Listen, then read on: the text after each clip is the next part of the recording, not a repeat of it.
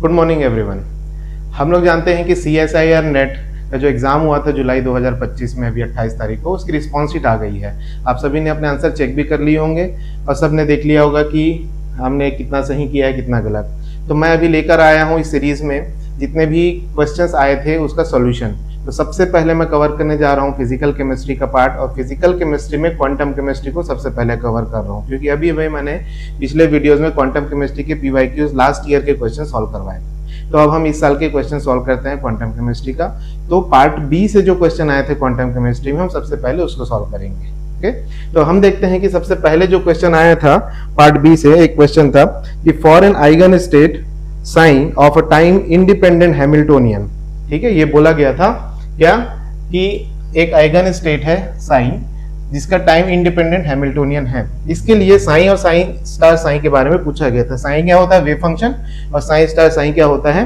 Probability. तो इसके बारे में पूछा गया था, 4 ऑप्शन दिए गए थे। ऑप्शन था कि both psi and psi star psi are time independent. फिर बोलता है कि psi is time dependent and psi star psi is time independent. Third option में देता है कि टाइम इंडिपेंडेंट है साइन और साइन स्टार साइन, मतलब प्रोबेबिलिटी क्या है? टाइम डिपेंडेंट है। और लास्ट ऑप्शन में बोलता है कि दोनों ही क्या है? टाइम डिपेंडेंट है। तो इस टाइप के क्वेश्चन को सॉल्व करने का बहुत ही सिंपल मेथड है। अब मेथड क्या, हम सब जानते हैं कि साइन वेव फंक्शन क्या होता है? ये वेव फंक्शन है। वेव फंक्शन को इस तरह से लिखा जाता है। तो अब जो वेव फंक्शन है उसमें 2 पार्ट होते हैं। एक पार्ट होता है स्पेटियल पार्ट, ठीक है, और दूसरा पार्ट ये हो जाता है टेम्पोरल पार्ट। तो ये जो है टेम्पोरल पार्ट जो होता है इसमें टाइम का फैक्टर होता है। ठीक है, तो इसका मतलब ये है कि जो साइन है वो तो टाइम पे डिपेंड कर रहा है। तो मैं क्या कह सकता हूं कि psi is time dependent wave function. ये बात तो सही है। तो उस 4 ऑप्शन में से 2 ऑप्शन को तो आप एलिमिनेट कर पाओगे। ठीक है, अभी क्या है, हमको देखना है कि साइन स्टार साइन कैसा होता है। तो साइन स्टार साइन देखने के लिए साइन स्टार साइन क्या होती है? इसको हम लोग बोलते हैं प्रोबेबिलिटी। ये होती है प्रोबेबिलिटी। तो सिंपल है, प्रोबेबिलिटी मतलब मुझे इस पूरे पार्ट का क्या करना होगा? स्क्वायर करना होगा। तो चलिए हम स्क्वायर कर देते हैं इसका। तो psi star psi equals to क्या हो जाएगा? मॉड में ले लेंगे फाई x का स्क्वायर। ठीक है, ये हो गया। और हम इसको क्या करेंगे? e⁻−ie time part divide by h cut, और साथ में इसको स्क्वायर कर रहे हैं तो एक बार और ले लेंगे। तो ये स्टार स्टार जब लगता है तो स्टार लगता है तो जो माइनस है वो क्या हो जाता है? प्लस हो जाता है। तो ये हो जाएगा प्लस और ये हो जाएगा -iet/h कट। तो ये दोनों पार्ट क्या हो जाएंगे? कैंसिल हो जाएंगे। तो हम कह सकते हैं कि जो टाइम डिपेंडेंट पार्ट है, मतलब टाइम पार्ट जो है वो क्या हो गया? कैंसिल हो गया। तो यहाँ पे बचा क्या? ये। तो इसका मतलब ये है कि जो प्रोबेबिलिटी है वो क्या है? टाइम इंडिपेंडेंट है। तो जो करेक्ट ऑप्शन क्या होगा हमारा, जिसमें लिखा है कि साइन टाइम डिपेंडेंट होता है और साइन स्टार साइन क्या होता है? टाइम इंडिपेंडेंट होता है। तो अगला क्वेश्चन हम लोग देखते हैं जो कि था बी पार्ट में ही। इसमें दिया एक 1 डायमेंशनल क्वांटम सिस्टम है। उसमें लिखा है कि एक साइन दिया हुआ है wave function equal to a x e⁻⁻x² अब इसमें पूछा है the dimension of a is. अब मुझे इस a पार्ट a का क्या चाहिए? डायमेंशन, जो कि एक तरीके से यहाँ पर नॉर्मलाइजेशन कांस्टेंट ही है। बट मुझे अगर a का क्या चाहिए? डायमेंशन। तो आपको पता है कि वेव फंक्शन से निकालने की वजह हमारे लिए होगा कि हम उसको प्रोबेबिलिटी से फाइंड कर लें। क्यों? क्योंकि जो प्रोबेबिलिटी होती है वो क्या होती है? डायमेंशन लेस होती है। प्रोबेबिलिटी है वो डायमेंशन लेस है। तो जब ये डायमेंशन लेस है तो हम क्या करेंगे? प्रोबेबिलिटी फाइंड कर लेंगे। क्या हो जाएगा? साइन स्टार साइन, और ये जो इसकी जो क्वांटिटी आएगी वो कैसी आनी चाहिए? Dimension less. तो इस टाइप के क्वेश्चन में अब देखिए बहुत सिंपल हो जाएगा ये। तो ये हमारा साइन है, इसको हम स्क्वायर कर देंगे। तो साइन स्टार या इसका हम स्क्वायर करें तो ये क्या हो जाएगा? ये a है उसका स्क्वायर हो जाएगा, x का स्क्वायर हो जाएगा, और e⁻- हो जाएगा -2x² ठीक है, तो ये किसकी वैल्यू है? प्रोबेबिलिटी की। और चूंकि डायमेंशन लेस है मतलब इसकी वैल्यू लास्ट में क्या आनी है? 1 आनी है। तो अब आपको पता है कि e की पावर में मतलब ये पूरी क्वांटिटी भी क्या है? अपने आप में एक डायमेंशन लेस क्वांटिटी है। अच्छा, ये साइन साइन dx करना होगा। तो अब ये खुद अपने आप में क्या है? डायमेंशन लेस क्वांटिटी है। तो अब हम ले लेते हैं, चलिए x। अच्छा, ये l जो है वो लेंथ है, तो x के लिए हम जो डायमेंशन ले रहे हैं वो l को ले रहे हैं। ठीक है, तो हम क्या करेंगे? a² x की जगह हम रखेंगे l², और ये dx भी लेंथ है, लेंथ के रिस्पेक्ट में हम ये कर रहे हैं, तो ये हो गया l इक्वल्स टू क्या होगा? 1। तो ये a² इक्वल्स टू क्या हो जाएगा? 1/2 एल क्यूब, और ए की वैल्यू क्या हो जाएगी 1/L⁻3/2। ये ऑप्शन में था क्या? हाँ, तो हम इसको ऐसे लिख सकते हैं L⁻³ ठीक है। तो ये जो है इसका करेक्ट आंसर क्या हो जाएगा 3।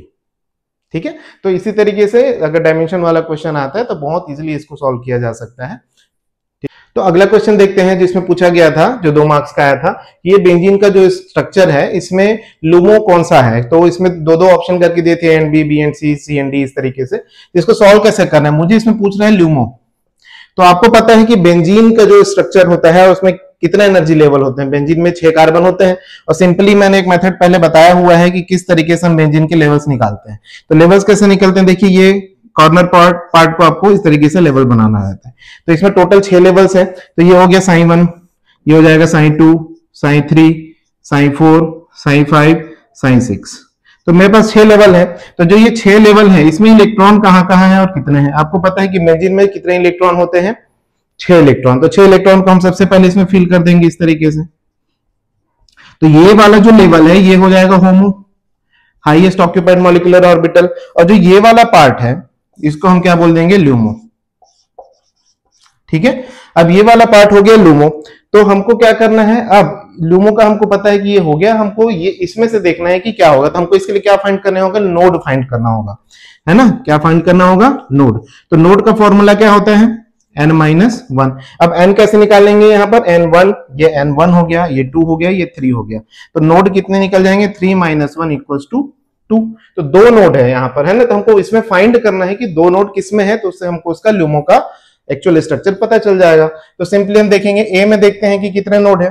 तो हम यहाँ पे आसानी से देख सकते हैं कि इसमें जो है केवल एक ही नोड प्रेजेंट है। ठीक है, बी में देखिए, तो बी में आपको क्लियरली दिख रहा होगा कि 2 नोड है, इसके पैरेलल और एक। तो 2 नोड यहाँ मिल गए, मतलब बी तो एक होगा। अब हम देखते हैं सी में, तो सी में भी अगर आप देखेंगे तो यहाँ पर भी आपको 2 नोड दिखाई देगा। ठीक है, तो ये इस तरीके से और ये इस तरीके से। अब अगले वाले में जब देखेंगे तो इसमें आप देखोगे इसमें केवल एक ही नोड है। इसका मतलब क्या हुआ कि इसमें जो करेक्ट आंसर होगा वो बी वाला होगा, और कौन सा वाला, सी होगा। तो हम लिख सकते हैं बी एंड सी। तो ये इसका करेक्ट ऑप्शन होगा। अब हम देखते हैं अगला क्वेश्चन। अब इस क्वेश्चन को देखिए, ये जो क्वेश्चन आया था 2 मार्क्स में, ये तो बहुत ही सिंपल था, और सिंपल के साथ साथ ये भी कहूंगा ये लास्ट अभी जब फरवरी 2025 में एग्जाम हुआ था उसमें भी इसी कॉन्सेप्ट से एक क्वेश्चन पूछा हुआ था। और अभी जो मैंने लास्ट वीडियो से पहले बनाई थी उसमें क्लियरली इसका एक शॉर्टकट फॉर्मूला भी बताया था, बिल्कुल उसी से आया है। हम दोनों तरीके से सॉल्व करके देख लेते हैं। सिंपल क्वेश्चन क्या है, देखिए एक वेव फंक्शन दिया हुआ है cos थीटा, और बोल रहा है एक अननॉर्मलाइज्ड वेव फंक्शन है, और हमको निकालना है 0 से 90 डिग्री के बीच में क्या मैक्सिमम प्रोबेबिलिटी होगी for finding an electron in this orbital at angle. तो सबसे पहले हमको ये पता करना पड़ेगा कौन से ऑर्बिटल की बात चल रही है ना। हमको ऑर्बिटल पता करना पड़ेगा।